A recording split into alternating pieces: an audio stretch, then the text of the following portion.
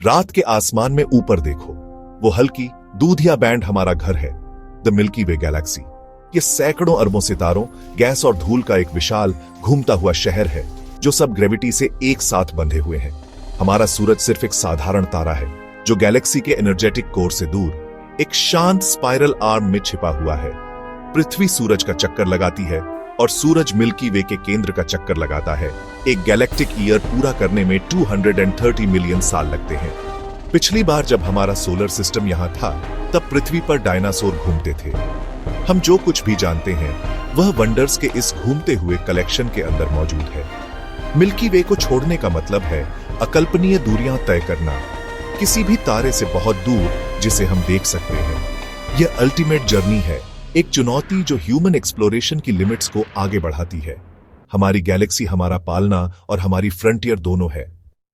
हजारों सालों से हमने सितारों तक पहुंचने का सपना देखा है। 20वीं सदी में हमने अपने पहले कदम उठाए। नासा के वॉयेजर 1 और 2 1977 में लॉन्च किए गए। उन्होंने बाहरी ग्रहों की खोज की और फिर आगे बढ़ते रहे हमारे सोलर सिस्टम के किनारे की ओर। 2012 में वॉयेजर 1 इंटरस्टेलर स्पेस में चला गया। उसके बाद 2018 में वॉयेजर 2। ये प्रोब हमारे साइलेंट एम्बेसडर हैं जो एक गोल्डन रिकॉर्ड ले जा रहे हैं। पृथ्वी से कॉस्मोस तक एक मैसेज 17 किलोमीटर प्रति सेकंड की स्पीड पर भी उन्हें सबसे नजदीकी तारे तक पहुंचने में हजारों साल लगेंगे जो अभी भी मिल्की वे के अंदर है। उनकी जर्नी दिखाती है कि इंटरस्टेलर स्पेस कितना विशाल है। वॉयेजर्स ने हमारा सोलर सिस्टम छोड़ दिया है, लेकिन वे अभी भी हमारी गैलेक्सी के अंदर हैं। उनकी ऑडिसी एक विनम्र याद दिलाती है कि हमें कितनी दूर जाना है। हमने गैलेक्टिक वाइल्डरनेस की खोज अभी अभी शुरू की है। यूनिवर्स का स्केल हमारी सबसे बड़ी उपलब्धियों को भी बौना कर देता है। सोलर सिस्टम से बचना एक इंजीनियरिंग मार्वल है, लेकिन मिल्की वे को छोड़ना पूरी तरह से एक अलग चुनौती है।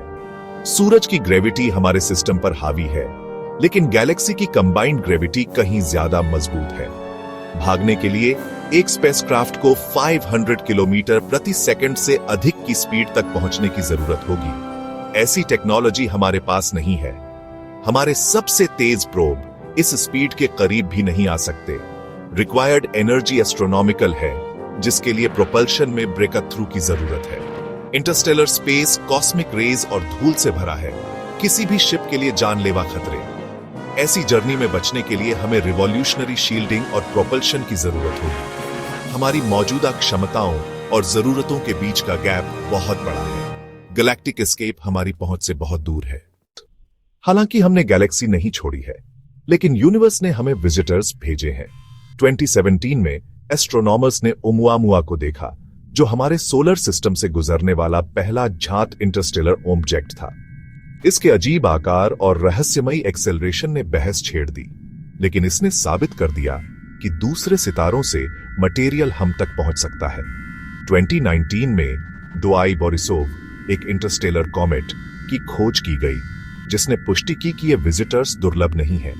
ये ऑब्जेक्ट दूर के स्टार सिस्टम से पोस्टकार्ड की तरह है, जो गैलेक्सी की केमिस्ट्री के बारे में सुराग ले जाते हैं। उनका अध्ययन करके हम अपनी दुनिया से बहुत दूर की दुनिया के बारे में सीखते हैं। गैलेक्सी डायनामिक और इंटरकनेक्टेड है, जिसमें मटेरियल सितारों के बीच यात्रा करता है।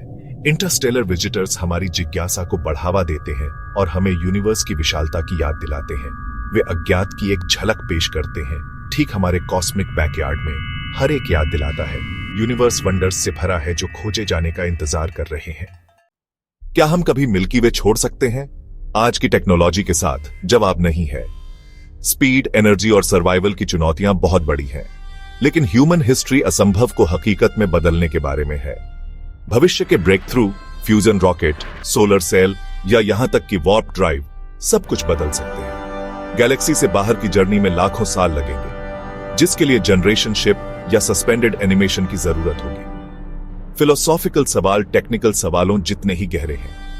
अनजान में मानवता को एकतरफा जर्नी पर भेजने का क्या मतलब होगा?